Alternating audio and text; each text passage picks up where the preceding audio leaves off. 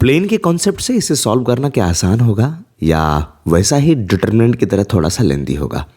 आओ ज़रा चेक करते हैं प्लेन के कॉन्सेप्ट से कैसे सॉल्व करते हैं। बच्चों फर्स्ट ऑफ ऑल जो फर्स्ट इक्वेशन गिवन है प्लेन 1, प्लेन 2, प्लेन 3, मैंने लास्ट दूसरे वीडियोस में आपको बताया था कि प्लेन से हम क्यों सॉल्व कर रहे हैं। अगर इन्फाइनाइटली मेनी सॉल्यूशन हमारे पास में गिवन है तो हम क्या लिख सकते हैं? तो फैमिली ऑफ प्लेन के कॉन्सेप्ट से लिख सकते हैं P3 equals to A times of P1 plus का B टाइम्स ऑफ P2। और जब ये लिखते हैं तो हम कॉफिशिएंट को कंपेयर कर रहे होते हैं कि सर तीनों प्लेन में x का कॉफिशिएंट, y का कॉफिशिएंट, z का कॉफिशिएंट, राइट, और देन कांस्टेंट। तो मैं लास्ट वाले में x का कॉफिशिएंट देख रहा हूँ लेमडा प्लस 1 और a टाइम्स ऑफ फर्स्ट में तो लेमडा माइनस 1 और उसके बाद में सर ये बना हमारे पास में और प्लस का b टाइम्स ऑफ b2 तो this is b times of lambda. Second पे चलते हैं, y के कॉफिशिएंट को कंपेयर करते हैं। बच्चों y का कॉफिशिएंट यहाँ पे हमारे पास में लेमडा प्लस 2 है, so I write here lambda plus 2 a times of P1 में y का कॉफिशिएंट है लेमडा माइनस 4, P2 में y का कॉफिशिएंट है lambda minus 1।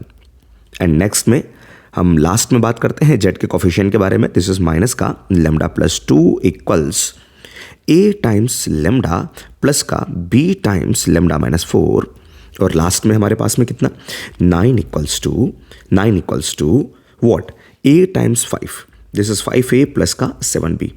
So now how to solve this? Sir हमारे पास में एक और अननोन आ गया, a और b, दो अननोन आ गए, तो a और b को खत्म करते हैं, हटाते हैं और फाइंड आउट करते हैं उनकी वैल्यूज़ को। कैसे सॉल्व करें? मुझे लग रहा है सर ये जो पहला इक्वेशन आपने लिखा है और ये जो लास्ट वाला इक्वेशन लिखा है आप इन दोनों को यूज़ कर लो। क्यों? क्योंकि b का कोफिशिएंट लेमडा है, यहाँ पे b का कोफिशिएंट 7 है, इनको सिंप्लीफाई करना ज़्यादा आसान है। तो आओ चलो क्या करते हैं, b का कोफिशिएंट लेमडा है, यहाँ पे 7 है, तो इस वाले में 7 से मल्टीप्लाई कर देते हैं। So I get 7 times of lambda plus 1, वही एलिमिनेशन मेथड करने वालों में लेमडा प्लस 1। अच्छा किससे मल्टीप्लाई? 7 से। सो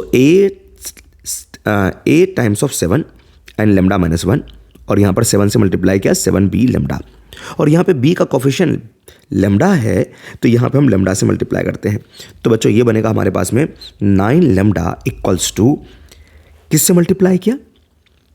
लेमडा से। तो ये होगा आपका 5 लेमडा a प्लस का 7 लेमडा b। दोनों को माइनस कर देते हैं।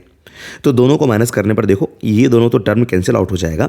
यहाँ पर क्या बचेगा हमारा 9 लेमडा, 7 लेमडा में से 9 लेमडा माइनस होगा, माइनस का 2 लेमडा और यहाँ पर बचा सर आपका 7 प्लस 7 और यहाँ से 5a लेमडा में से 7a लेमडा में से 5a लेमडा माइनस होगा तो 2a लेमडा और यहाँ पे बना सर माइनस का 7a, ये दोनों कैंसिल आउट हो गया।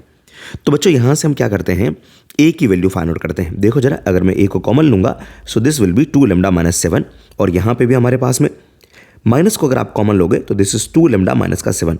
तो बच्चों यहाँ से आप कह सकते हैं अगर ये दोनों टर्म जीरो नहीं हुआ तो a की वैल्यू -1 होगी।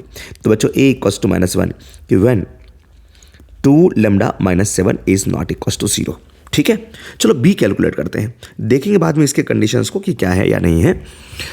b अगर फाइंड आउट करना चाहें तो यहाँ पे रख दीजिए आप बहुत ही आसानी से a equals to 9 equals to 5a plus का 7b, 9 माइनस 5 प्लस का 7b। तो बच्चों b की वैल्यू हमारे पास में क्या आ गई 2 आ गई। तो a और b मिला, आप क्या करो इसे आप इक्वेशन में रखो। जैसे आप इसको फर्स्ट इक्वेशन में रख दोगे तो यहाँ से आप लेमडा फाइंड आउट नहीं कर पाओगे, some number equals to some number आ जाएगा। सिमिलरली यहाँ पे भी अगर रखोगे तो some number equals to some number.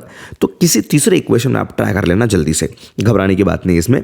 तो अगर मैं इस इक्वेशन में रखता हूँ तो बच्चों माइनस का और लेमडा प्लस 2 और यहाँ पे a की वैल्यू माइनस रखा, this is minus lambda, b की वैल्यू को 2 रखा तो 2 लेमडा माइनस का 8। तो ये बना minus lambda minus 2 equals minus lambda plus 2 lambda minus 8। ये दोनों कैंसिल आउट हुआ तो बच्चों यहाँ से लेमडा की वैल्यू हमें दिख रही है 3 के इक्वल में, राइट सर। अगर आप क्वेश्चन चेक करेंगे तो क्वेश्चन में ये पूछा गया था कि लेमडा स्क्वायर प्लस लेमडा की वैल्यू किसके इक्वल होगी? तो 3 स्क्वायर 9 प्लस 3 आपका 12 और इस लेमडा जो हमने ये लिखा था अगर ये 0 होगा तो लेमडा की वैल्यू होगी 7/2। उनके कॉरस्पॉन्डिंग में कोई भी ऑप्शन नहीं गिवन है तो मैं इसको डिस्कार्ड कर दिया हूँ, सिर्फ और सिर्फ ये आंसर लिखूंगा। तो बच्चों डिटरमिनेंट वाले मेथड से आप बच गए, वहाँ पे कई चीज़ सोचना पड़ सकता है डिटरमिनेंट कैलकुलेट करने में, ये बहुत ही आसान होता है दोस्तों। तो ये था G25 का सवाल, काफ़ी आसान सा।